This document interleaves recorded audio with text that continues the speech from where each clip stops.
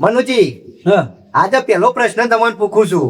5 પ્રશ્નો સાચા પડશે ને તો તમને 1000 રૂપિયા આલ્યો, પણ ખોટા પડશે ને તો 500 રૂપિયા મને આપવા પડશે. કશો વાંધો નહીં. તો આપણો પેલો પ્રશ્ન, अभी मजा आएगा ना भिड़ो. વિશ્વમાં સૌથી મહેનતું પ્રાણી કયું છે? ઓહો. પેલા ઉભા રહો, 4 ઓપ્શન પૂછું. હા ઊંટ, બરોબર. બળદ, ગધેડો કે કીડી? આમ મહેનતું પણ તો ખબર તો હવને ખબર છે હા બોલો. કે મહેનતું પ્રાણી બળદ. અલે યાર બળદ ના, કેટલી મજૂરી કરે ખેડૂત ના પાસે. અરે મજૂરી ગમે તેટલું કરે પણ કીડી જવાબ આવે. કીડી વધારે મહેનત કરે. કીડી કદી ઊંઘ ના, રાત દિવસ મહેનત કરે. એ વાત સાચી. તાને બળદ તો રાતે જ જપ્પા મળે. મારા માંથી કા સૌથી વધારે મહેનત બળદ કરતો હોય છે. લે હવે તમારા માટે બીજો પ્રશ્ન. પૂછો. કયો જીવ લોખંડની ખીલી પણ પચાવી શકે છે? હાથી, ઊંટ, મગર કે દેડકો? ઓહો. આમ સૌથી વધારે તાકાતવાર હોય ને તો હાથી. ગમે તેવું ખરો તો હાથી વગાડી નાખ. અલ્યા ભલા મોણસ હાથી ના આવે પણ તને એનો જવાબ આવે મગર. આવું તો પેલું મગર. હા મગર પચાવી એક. સૌથી ભરવાનું તો હાથી આવે. હાથી ગમે તે કહેવાનો હાથી, પણ હાથીમાં કોઈ ના હોય યાર. હા, હાથીના કોનમાં ચીરી જાય તો હાથી મરી નહીં જતો. એ વાત તો સાચી. ત્યાર પછી તો કહેવાનો હાથી. જવાબ ત્રીજો પ્રશ્ન, પૂછો. જે વધતું નહીં, નાક, કાન, હૃદય, કાંખની કીકી? ઓહો. આ પ્રશ્ન કહેવાય. ચમ એનો આચો જવાબ છે કોણ? મનુજી ગમે તે પણ તમે આમ થોડા અક્કલના ઢીલા છો. ચમ તાને કોણ જવાબ ના આવે. શું આવે? આંખની કીકી.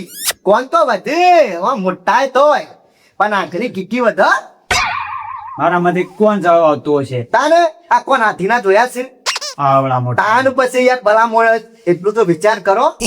સાચી વાત છો. અને આ બધા કીકી ના બધા હા. એવડી છે. લેવડા તાન ચોથો પ્રશ્ન આમાં. પૂછો. કયા પક્ષીના ઈંડા સૌથી મોટા હોય છે? મોર, સમડી, સાંભળું કે કોયલ? ઓહો. આ પ્રશ્ન કહેવાય. કેમ? જો સૌથી નાનો ને ઈંડું તેતર નું આવે, હા બરોબર. પછી સમળીનું, હા. અને મોટા મોટું ઈંડું આવે ને તો મોર નું આવે. खत्म.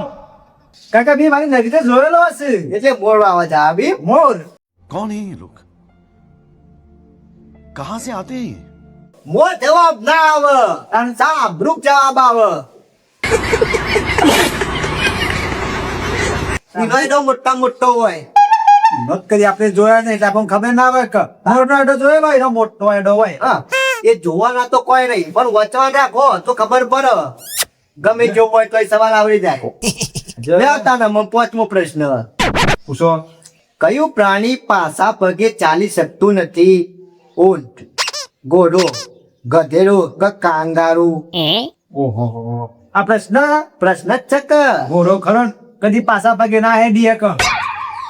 તમાર લાગે છે ઓછું છે હો, ખાલી છે. જાણે મેં જોયે ત્યારે આગળ જતો હોય. ઘોડો ના આવે પણ તાન કાંગારૂ આવે. કોંગારું. હા મનુજી, અમુક મુસીબત આવે ને તો આ ઘોડો છે, પછી આ ઊંટ છે, એ બધો પ્રાણી મુસીબત ના સમય પાછો હેડી એક, પણ મુસીબત કાંગારા ના આવે ને એ પાછા ભગે ના હેડી એક.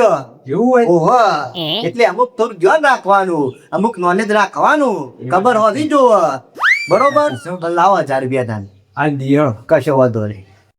कैसे कैसे लोग रहते हैं यार यहाँ पर. साला तुमको पागल कुत्ते का गाड़ी उठा के ले जाएगा बता रहे हैं हम.